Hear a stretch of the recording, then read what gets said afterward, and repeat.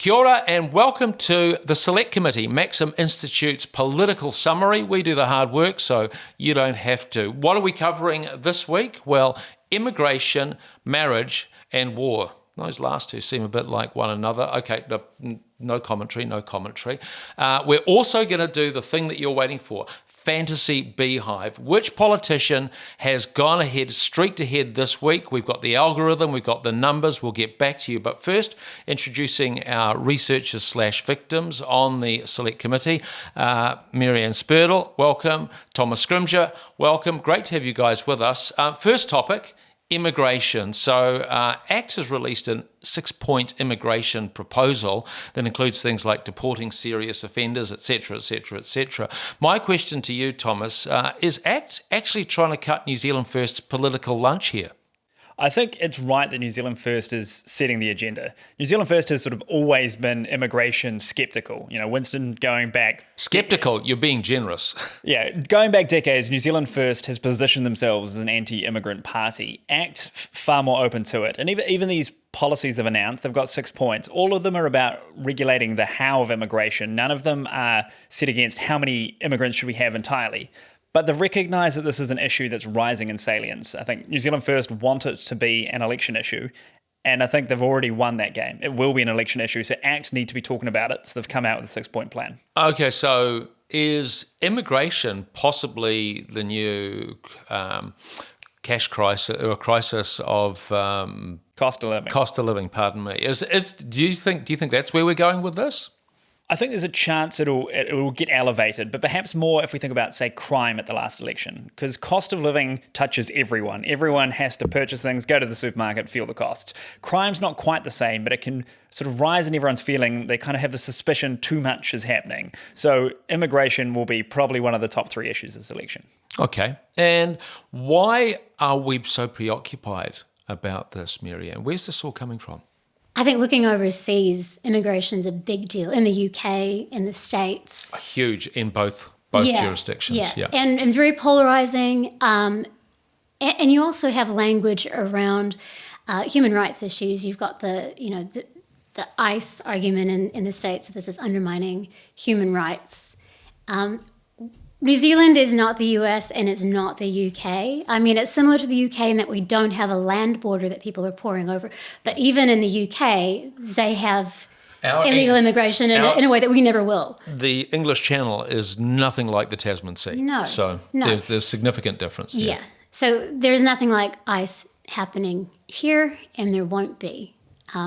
We've got different issues to contend with, and the impact on society is not at the level it is over there, even though a lot of that language gets imported.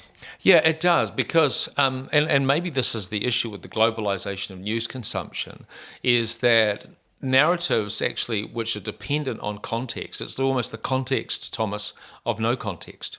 Oh, absolutely. And it touches every element of political conversation. Even something as simple as the word bipartisan coming to New Zealand as a word that has meaning.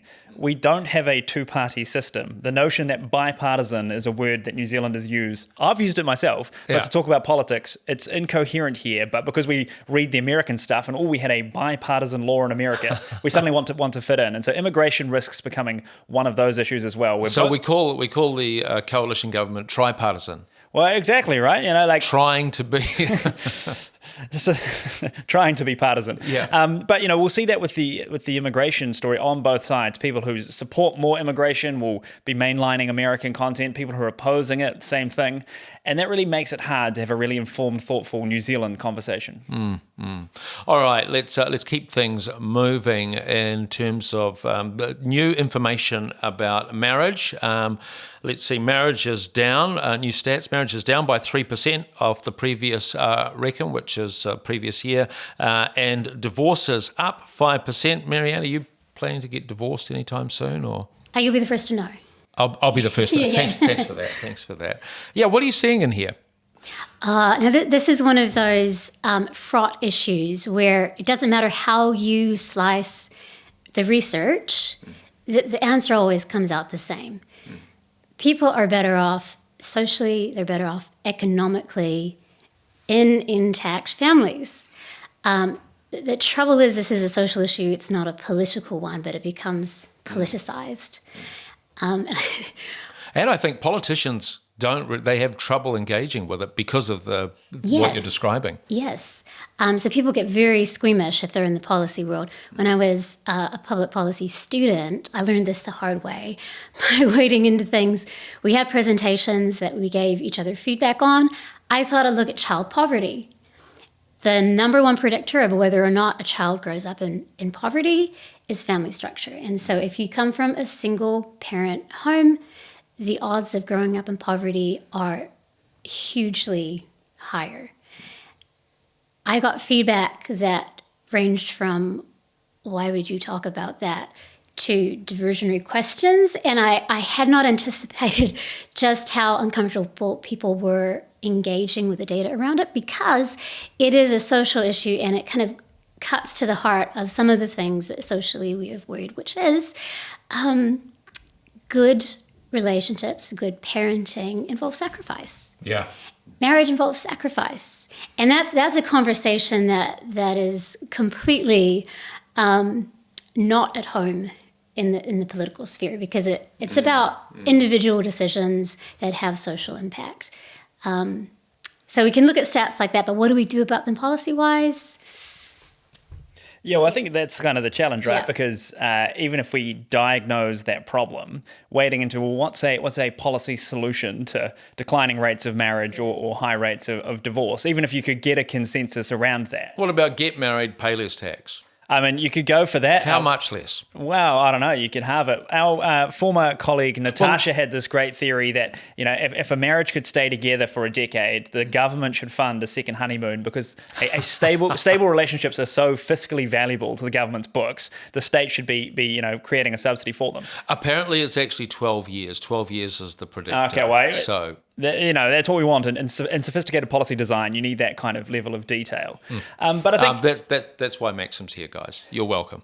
But when we've looked at countries that have tried this sort of, social engineering policy, I don't want to use that as a pejorative, but attempting to create better family structures or incentivize family formation, there isn't really many good examples of high rates of success. We have these negative social statistics, but they are reflective of a broader kind of cultural shift that the government has very little power to actually act upon. A tax break here or there might help someone financially, but it's unlikely to create broad structural shift, because marriage and divorce is kind of the result of these deep human sort of longings and emotions, which public policy doesn't really have the tools to touch. So we have this data, we recognize it creates all of this challenge, but I'm not sure there's anything we can do. Yeah, and even thinking about it generationally, when you look at the numbers of young people who are actually in relationships / seeking relationships, those are declining as well. So there's I think there is a wider question here about our ability to actually engage in person. Now, we're all here together in person, and it seems to be going okay. But I think there's an increasing sort of individualization that is prevalent, and I don't know entirely what we can do to counteract that, because my sense is that we are relational. We're relational beings. We're improved by one. The sacrifices that we make. I'm making a sacrifice to be in here with you schmucks. That those sacrifices actually can improve us. Okay, that's the end of the sermon. Let's move on to a more engaging topic: war. What is it good for? Well, actually, there's an op-ed out recently that's saying that Australia is preparing for war. Why isn't New Zealand? Because, she'll be right? Yeah, hey? She'll be right, as long as there are no undersea cables that are cut. Yeah. As long as we don't have any state-sponsored cyber attacks. As long as a few really bad things don't happen, everything will be fine. That's why we're not. So that's why we're not. So it's going to be okay. Yeah, probably. Yeah. Look, I think this is. I think there's a cultural thing here too, in the sense that as a nation, we're somewhat averse to military engagement for whatever reason. Thomas. Oh, yeah. I mean, I think you could go back to sort of our founding stories of, Anzac Day is kind of a military one, but it's not a military success. But New Zealand just doesn't have a strong militaristic identity. And there's much to love about that. A nation that is forged around its military strength is one that has a particular kind of cultural enthusiasm for war that I'm not that interested in. But the New Zealanders probably treat military activity as always inherently suspect. Yes. But without really committing to pacifism. And so then when kind of, talk about preparing for war comes up. We sort of have search and rescue with guns. Yeah, exactly. That's, yeah. Yeah, no, look, I think, and it's interesting, I was recently at a conference in Australia, the Aspire conference, and the level of geopolitical concern there, particularly about China, Xi Jinping's purging of the army and the party, the increase in the armed forces, fastest rearmament in 200 years. And you look across to Europe, which their defence budgets have increased by 30% in the past decade. There's a much greater awareness of that over there than there is here, and I wonder if that's that cultural thing that we're touching on, but also we're geographically isolated. It's sort of like it's the flip of the immigration, but we're not. It's interesting. It's like the immigration issue, only we're not ingesting the narratives from overseas, Marianne. Yeah, and we're relying on that distance to protect us, which with some of the threats, it won't. But I think we also cannot kind of despair that we're small because, as the war in Ukraine has shown, there's technology that New Zealanders are involved in developing and can be more involved in. If we don't take the she'll be right attitude and we leverage our strengths, then I think we can have some optimism around how adaptable we'll be in the changing world. Because as I understand it, we have there's a company in New Zealand that's making military drones. Are you aware of that? So there's some really interesting tech companies, and even something like Rocket Lab, which we talk about often in terms of space exploration. Wait, is there a sub-company called Missile Lab? No, it's Rocket Lab, but I'll just suggest that when you get large contracts from American government agencies to send things into space, it's probably not simply to look at the stars. So Rocket Lab exists as a company who does business with, international military forces in order to, satellite communications are just a major part of the future of war. Okay, and I think the sort of a question that stems out of this is, in this environment that we're looking at geopolitically more broadly, and one where power dominates. The question then is, what do we make of soft power? And I'd just like to throw it now to a few sonorous words from His Majesty King Charles. The first reigning British sovereign to set foot in America was my grandfather, King George VI. The forces of fascism in Europe were on the march, and sometime before the United States had joined us in the defense of freedom, our shared values prevailed. Today, we find ourselves in a new era, but those values remain. The challenges we face are too great for any one nation to bear alone. But in this unpredictable environment, our alliance cannot rest on past achievements or assume that foundational principles simply endure. Ours is an indispensable partnership. We must not disregard everything that has sustained us for the last 80 years. Instead, we must build on it. And that's what it sounds and looks like. How much merit does that have in this particular environment that we're talking about? Who wants it first? Who's first? Okay, Thomas. Well, in terms of soft power, I remember I was talking to an Australian and I made the joke about, New Zealand punches above its weight on the world stage. And immediately he came back to me with, twice your weight.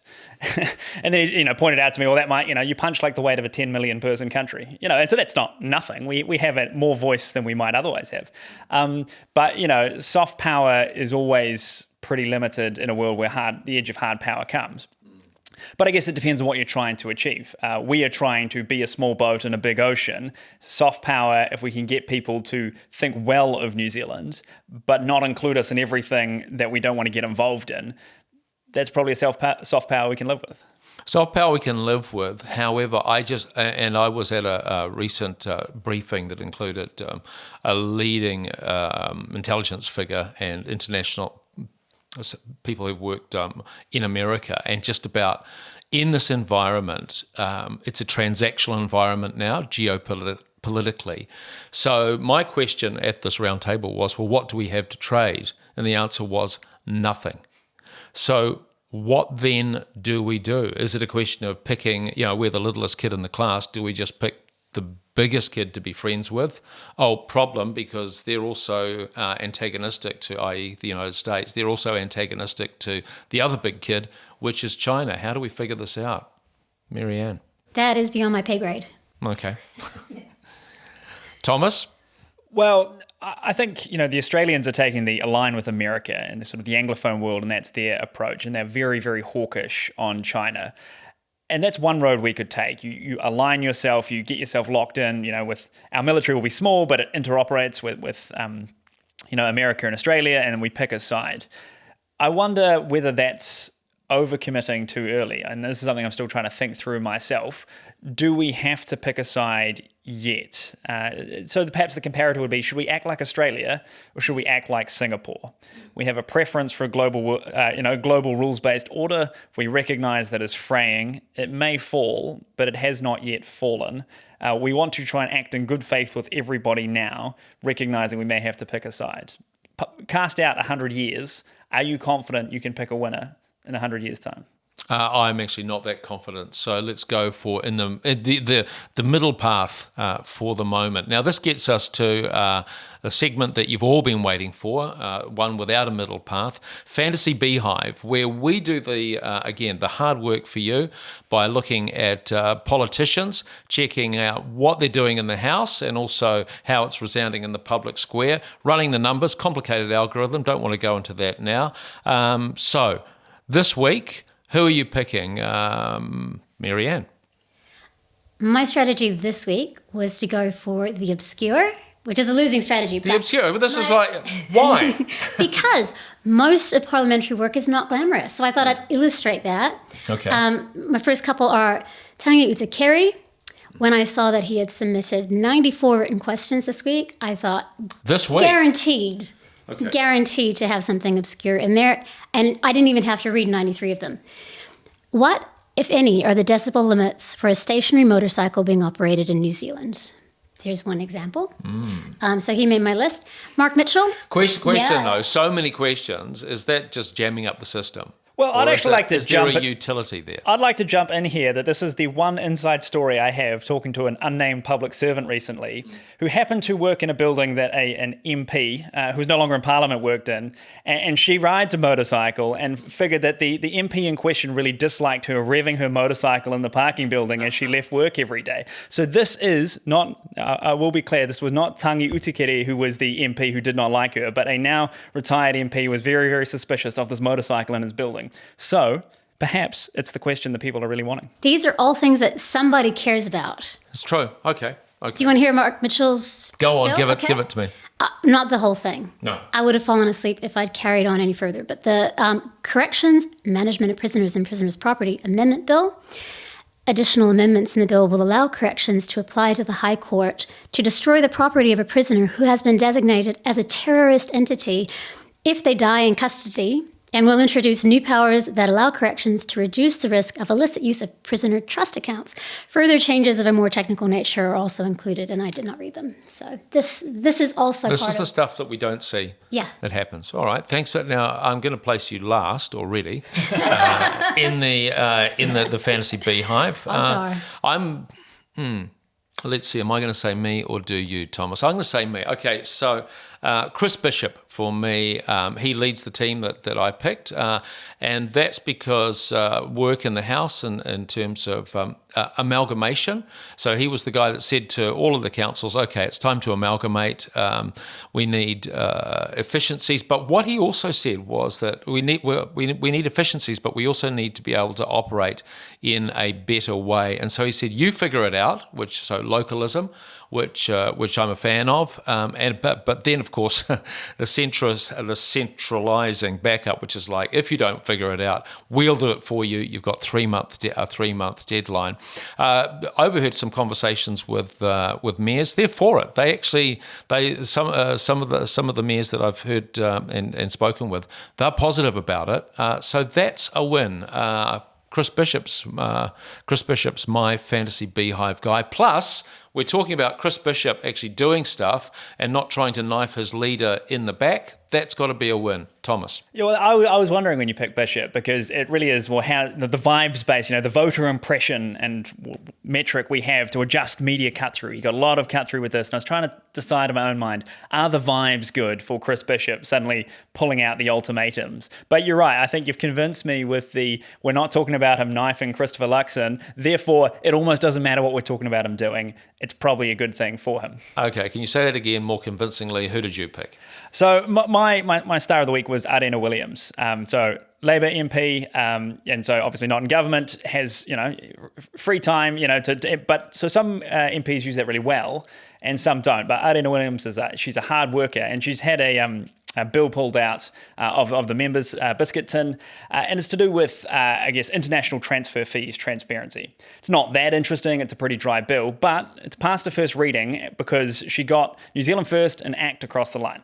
So national, sceptical. Wait, not bipartisanship, non-partisanship. Exactly, right? So she's got a bill, she's persuaded some people, and we'll see if it makes its way through. They may just support it through the first reading, but not anything further. But that's what you like to see. Often opposition MPs put a bill in the tin. They know it'll get shot down, but they want to talk about it, and they're just filling up the tin. But it's something she's got some people across the line, and she's one to watch for the future. Did pretty well this week. Okay, and there you have it. So who won? You've got the numbers, Thomas. Well, Marianne and I were sort of rolling in the doldrums. It wasn't a high-performing week. The picking quiet politicians is perhaps not the best strategy, given that it's sort of a peacocking industry. And so, Tim, you clean up with 31 points overall. So, Tim, you are our winner. And what did you guys get? I think it was 21 each, right? Yeah. You beat us by a full third. Okay. Well, all I can say is raise your game. And that's us from the Select Committee. We'll catch you next time.